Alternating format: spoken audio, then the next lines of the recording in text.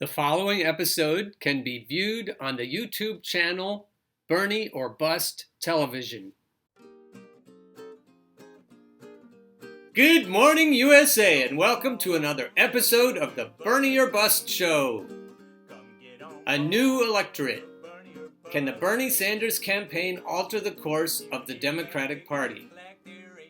Now, this is a real brain twister here, this idea. There are two ways of looking at it. My way of looking at this problem of electability and getting Bernie Sanders the nomination has been to focus on people who typically vote in primary elections. And this is a tiny percentage of the people who vote in general elections. The primary elections are decided by a much smaller, a much wider, a much older, a much more affluent and much more highly educated segment of the population than the general elections. So I'm thinking the big job isn't to win the general election. I'm leaving that to Bernie. I think he'll have a really solid shot at winning the general election. And as I've said before, no other Democratic candidate has any shot at winning the general election because they don't have the swing state voters. So because I've been focusing on the typical primary voters, the typical people who will vote in a Democratic primary, whether they're Democrats or not, I'm really thinking about it in a smaller way than Bernie is, apparently, and Ryan Grimm of The Intercept is. So I was noticing a different way of thinking about giving Bernie a shot at winning the primary. Here is AOC's take on it.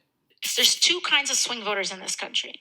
There's the classic one that people like to think of blue to red and red to blue, which is, there's something to be said for that. But the swing voter that we are most concerned with are the non-voters to voters. That swing voter is going to win us this election and the general election. Now, it will win the general election. And I have full confidence that if we can get Bernie the nomination, these other kinds of swing voters, from non-voters to voters, will win the general. I don't trust them to vote in the primaries, and that's the big problem. That's why I have been a contrarian.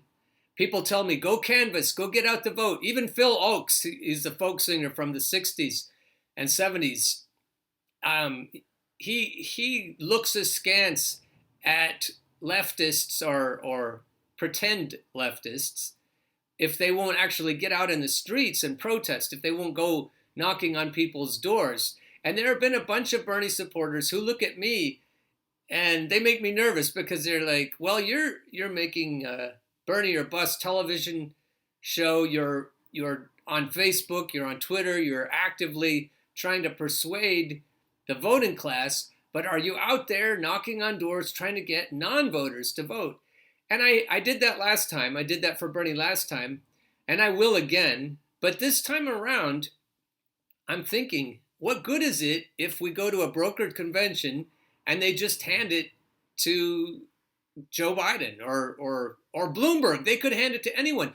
I was doing some history, and I looked at a convention, I think it was Hubert Humphrey, who was given the nomination, and he hadn't won a single state's primary or caucus.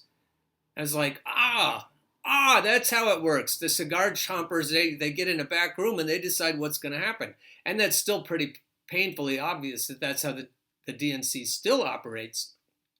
So I'm thinking, if that's the process, what good is it going to be to go out and knock on people's doors and to get people out to vote who don't typically vote?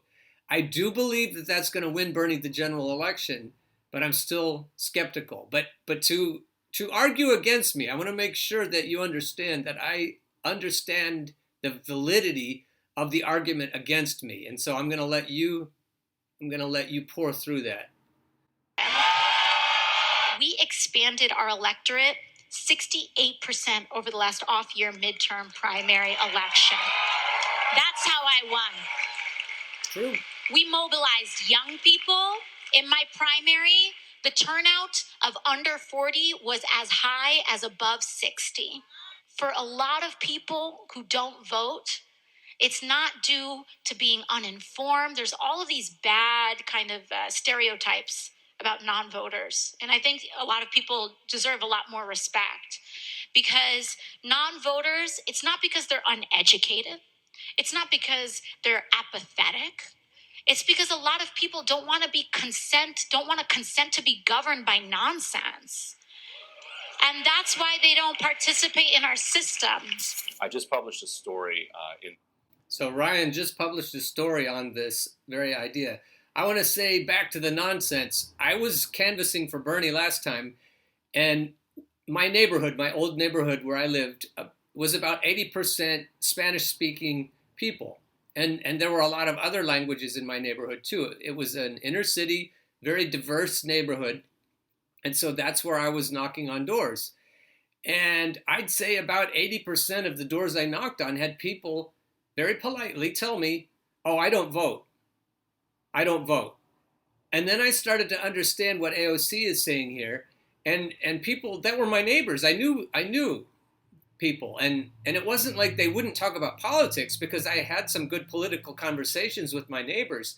But it was more what Ryan and AOC both understand is that I don't consent to this nonsense. I don't want to validate it in any way, because it's entirely corrupt and it doesn't represent my interests. I can't vote for anybody who gives a shit about me, so why should I vote at all? And I see that. I want to acknowledge the validity of that. Now, the piece that he's about to talk about, Ryan Grimm of The Intercept, January 3rd, 2020, A New Electorate. Can the Bernie Sanders campaign alter the course of the Democratic Party? but it's about the kind of organizing strategy that lies behind what Ocasio-Cortez is talking about there, and what we're going to hear Bernie Sanders talk about in just a second. And that's essentially this, and this is the part that they won't come right out and say. But the Democratic primary electorate, as it is currently constituted, kind of as it came out to the polls in 2012 and 2016, is whiter, wealthier, older, and more risk-averse than the Democratic Party as a whole. So that's why we should be suspicious, perhaps, that the newbies are going to come in and change all that. But if it can happen, it can happen. And I don't want to stand in the way of it, and I want to join in and help, roll up my sleeves and help if there's any chance it's going to change the outcome of the typically rigged against insurgent populists DNC process.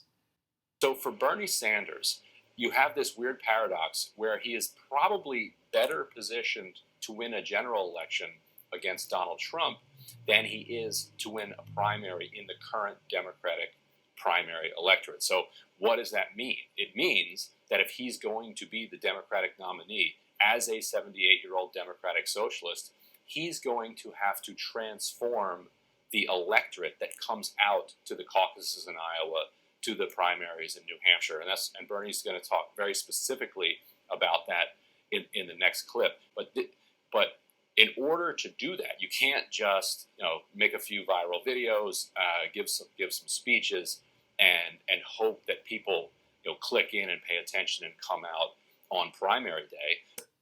And he then makes the argument, it's a grinding process. And there's no shortcut.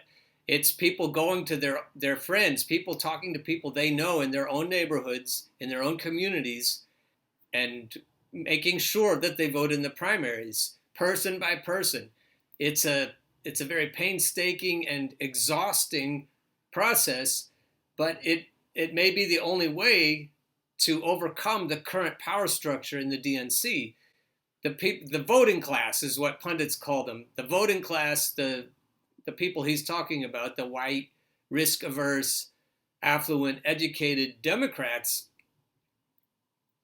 and I'm pounding on them all the time. I'm saying, look, wake up, guys. You have to care about everyone else in the world. You can't just care about your own class. And so it becomes a class battle.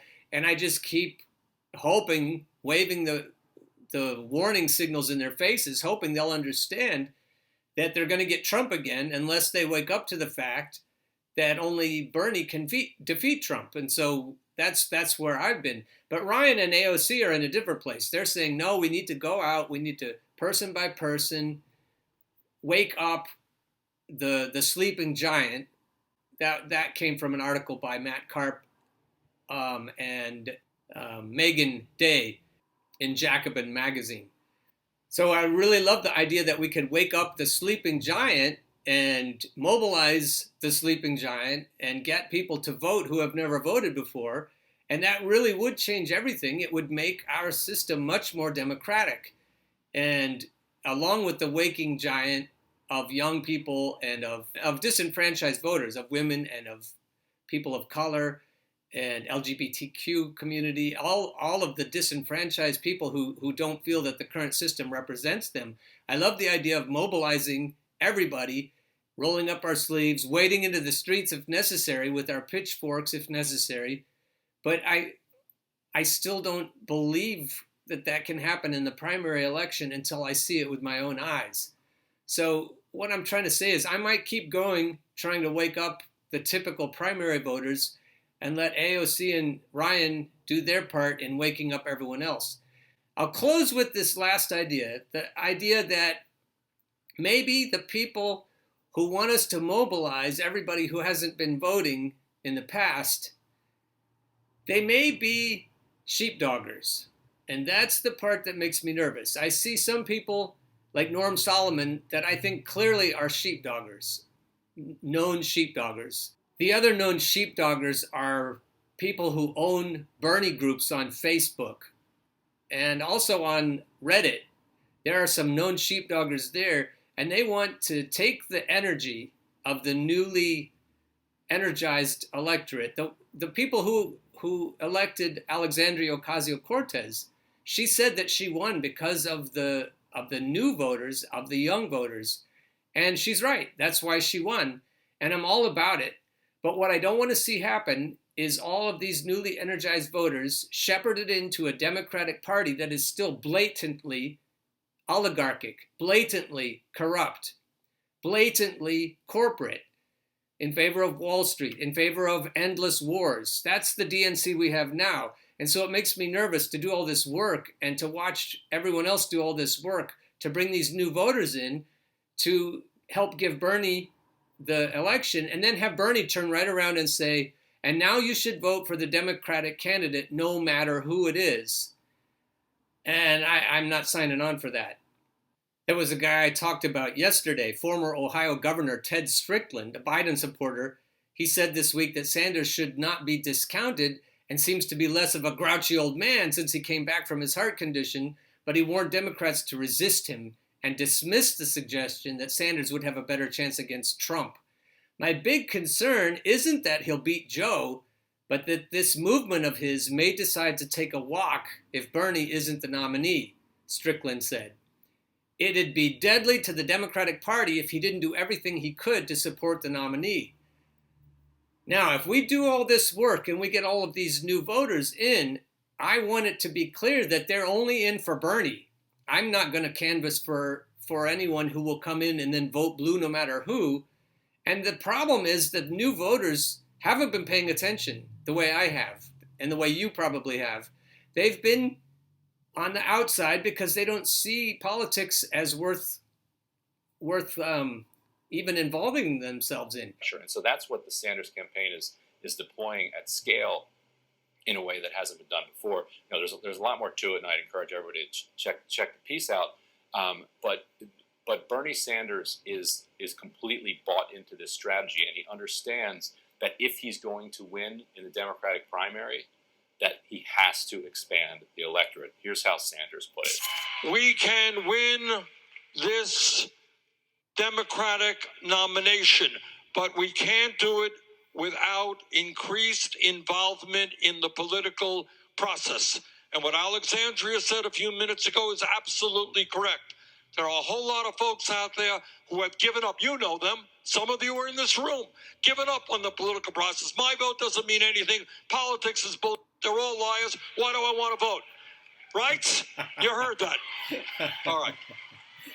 But meanwhile, Trump and his friends will spend hundreds and hundreds of millions, if not more than $1 billion, on this campaign in order to get re-elected. What we need to do is participate in this campaign in a way that we have never done it before. We believe in bringing non-traditional voters into the political process. Young people, working people. Well, that was a fairly abrupt ending to the clip, but what I want to call this segment of the Bernie or Bust show is beware the sheepdoggers, or something to that effect. I'll keep mulling it over. But if you're doing all this work and you're transforming the Democratic Party, you have to understand the institutional memory. What would be very upsetting is if all these new people came into the Democratic Party and became incrementalists. We had all these hippies in the 60s and the 70s, and as they grew older, they became much more conservative, much more risk averse, and they became also affluent, and so they wanted to build a moat around their treasure, and when they did that, they became a lot like the generations that preceded them. I think we need to avoid that. I think it would be better to hijack the nominating process, get Bernie nominated, and then when the people come in, when the new energy comes in, as it inevitably will when they see Bernie's leadership, perhaps it would be better when we have the new energy that they would come into a party that gives a shit about them, as opposed to bringing all these new people in, and as they get older and more like their parents, become the same neoliberal asswipes that we have now in the Democratic Party. Feel free to give me some comments if you have any, and do check out Ryan's article.